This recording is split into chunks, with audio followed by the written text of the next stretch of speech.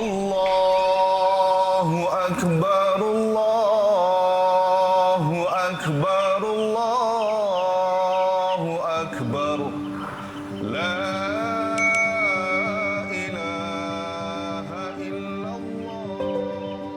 Ramadan telah kita lalui dengan penuh kesyukuran,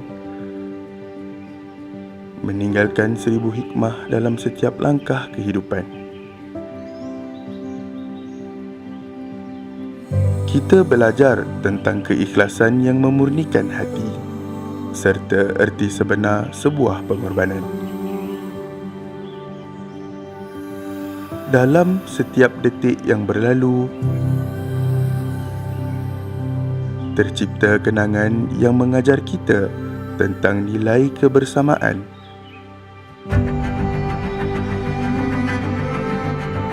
Yang menyatukan jiwa sesama insan.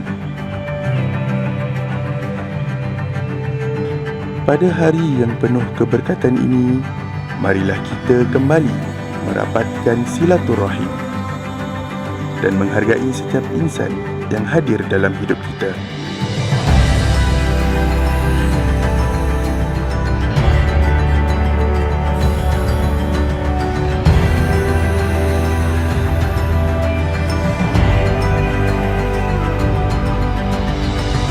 Raikanlah Syawal dengan penuh kesyukuran bersama mereka yang sentiasa di sisi kita.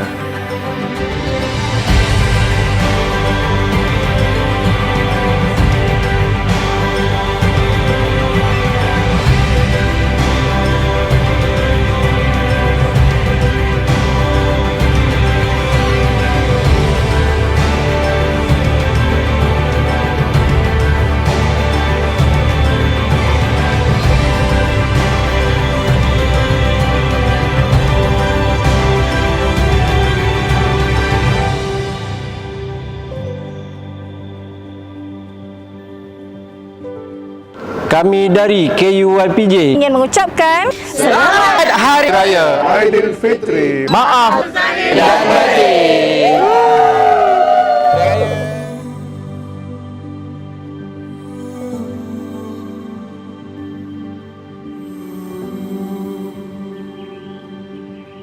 Semoga kebersamaan yang terjalin akan terus menjadi kekuatan yang menyatukan kita semua.